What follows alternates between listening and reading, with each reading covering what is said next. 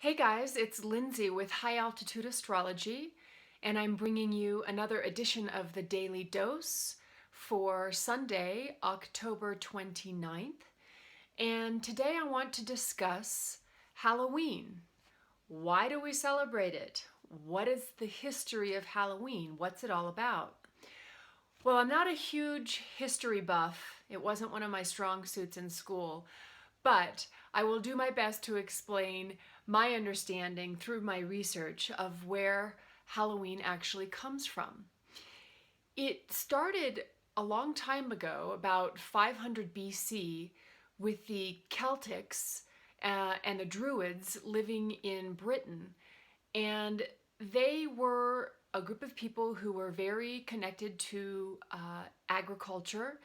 And so it was important for them to know when certain things were happening astronomically. And that is what Halloween, that's the origin of what Halloween actually is. It's a festival called Samhain, and it starts on the eve of the 31st and ends on the morning of November 1st. And it's called the Festival of the Dead, or it's also considered the New Year for the Celts. And the reason it's considered the New Year is because it's the end of their harvest season. So it's a time when there's a lot of pulling in because they're no longer out doing anything with their crops. It's more of a interning time, more of a reflective time.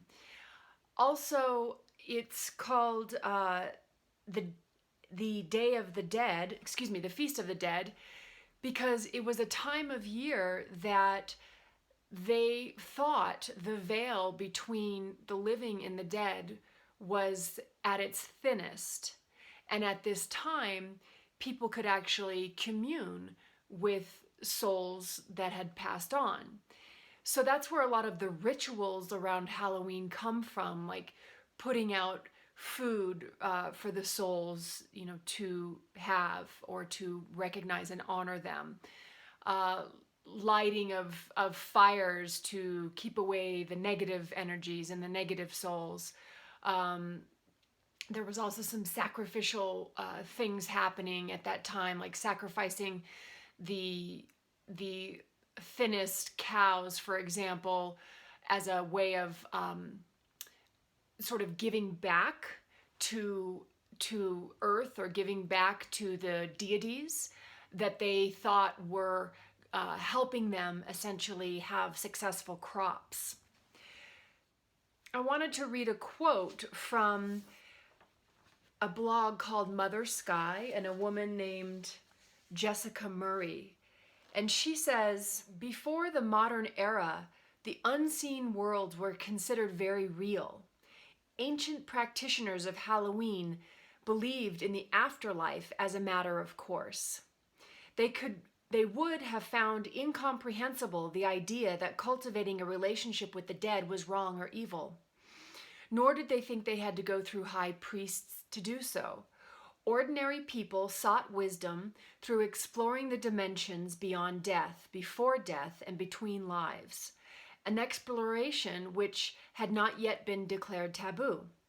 Moreover, the cult of rationalism had not yet come along to condemn intuition as being inferior to mental logic. And I'm going to come back to this idea of intuition at this time in a moment. So, moreover, the cult of rationalism had not yet come along to condemn intuition as being inferior to mental logic, a development which was henceforth to embarrass into silence those who believed in ghosts.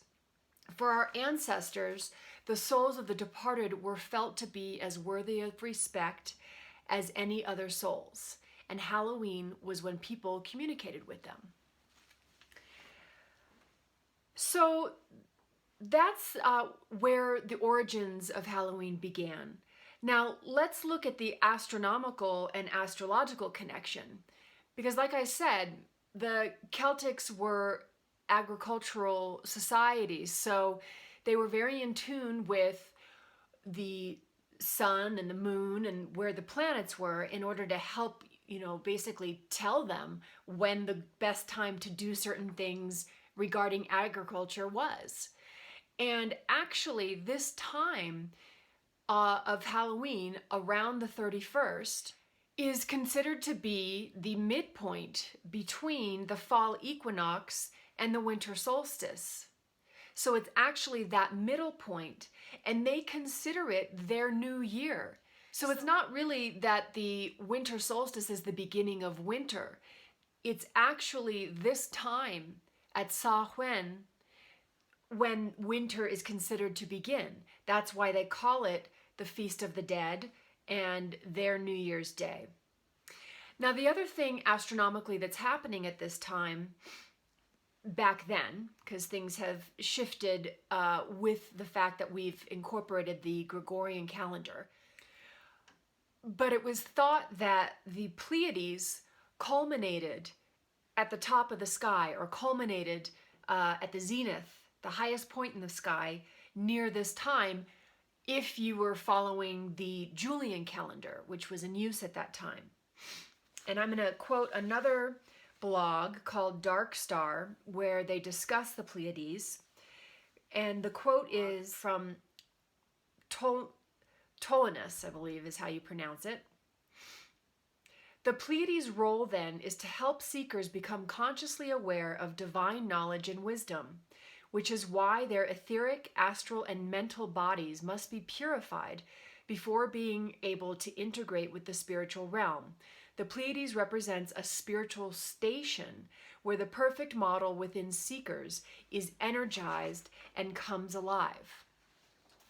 So, at this time when the veil between the living and the dead is at its thinnest, and the Pleiades is the highest in the sky, this is saying that, I find it interesting that at this time, it's when we're able to communicate, the most with that which cannot be seen, whether it is ancestors from the past or whether it is, Pleiadian energy. It's all connected and occurring at the same time. And if you look into it even further, of course, the sun is in Scorpio at this time. And Scorpio is a water energy, which means it relates to feelings and it relates to our intuition.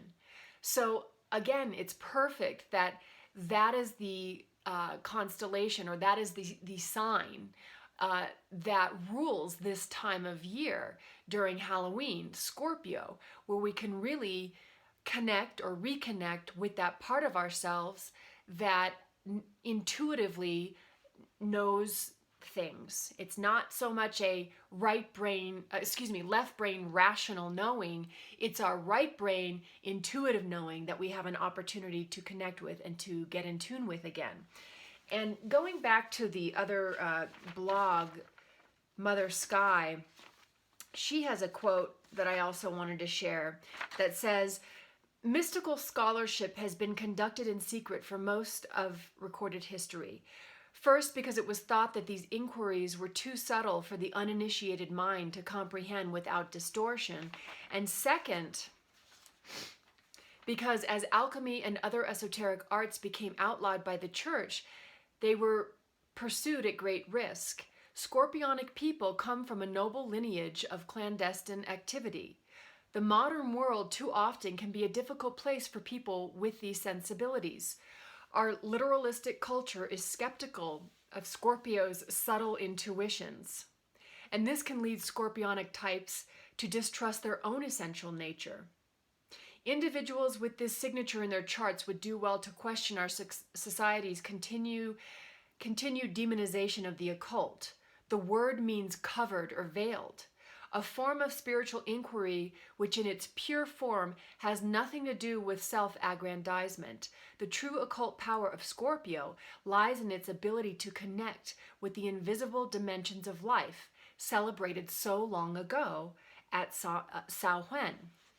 So it's interesting at this time, not only is the sun in Scorpio during Halloween, but this year, 2017, We have Mercury that's gone into Scorpio on the 17th of October, Jupiter that went into Scorpio on the 10th of October, and we've had a conjunction between the Sun in Scorpio and Jupiter on the 26th of October.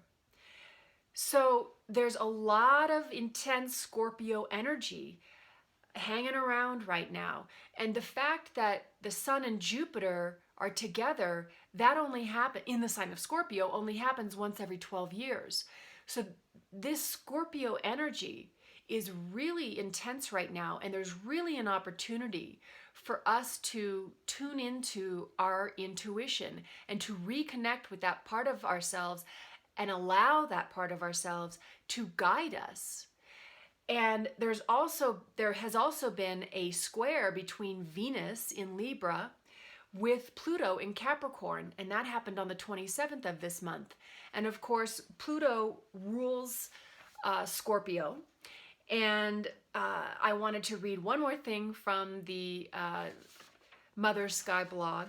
She writes, Pluto, ruler of the sign Scorpio, represents the power we all have to pierce beneath the surface of something in order to know its truth. Because this kind of perception is rarely validated by the culture we live in, most of us have grown up either minimizing our psychic proclivities or dismissing them entirely. But Pluto has much to teach those who value the human ability to fathom those areas where intellect cannot go alone. So yet another symbol at this time with the Venus, which is our creativity. Of course, it's our loving energy, but it can be how we express ourselves creatively, has been squaring Pluto at this time, really inviting the Plutonian energy of looking deeply into things and of transforming to penetrate our creative process and our creative expression. So the last thing I want to share with you around Halloween and where this tradition all comes from is an interesting card that I selected for this daily dose today. And these are the power cards. And this particular power card is called Feminine, which I just feel is perfect because that is Scorpio energy. It is water. It is feeling. It is a time where we are time of the year where we are no longer going outward. There's no more to do outward in a sense. It's about turning inward and reflecting and feeling. And those are all feminine principles. So the card says, the world is bereft of feminine consciousness. To bring Mother Earth back into balance, we must bring back our awareness of her. Language is a barrier between us, but woman has always communed with woman in an unspoken language. Her roots are entwined with the essence of Mother Earth, for she too is feminine. Woman is keeper of the planet and must not let her energy be rerouted by the male systems within woman or man. We are all in need of world harmony. Mother Earth has been misunderstood, but she is the universe. She is the womb for all that lives. Feminine consciousness is the energy that embodies the wisdom you need at this moment. And I just think that's a perfect card for this scorpionic energy that we've been talking about at this time, this cross-quarter date, Halloween, which is traditionally Samhain. And of course, the feminine energy exists in all of us, whether you're male or female, just as the male energy exists in all of us, whether we're male or female. So use this time, this Halloween time, to connect with that part of yourself, to reconnect with that part of yourself, those intuitions, those feelings, those senses. Follow them, let them lead you, let them guide you, allow them to show you, the path so that you can be guided by something that is larger than our intellectual understanding of life, something that connects us to the larger whole. Thank you so much for watching this video.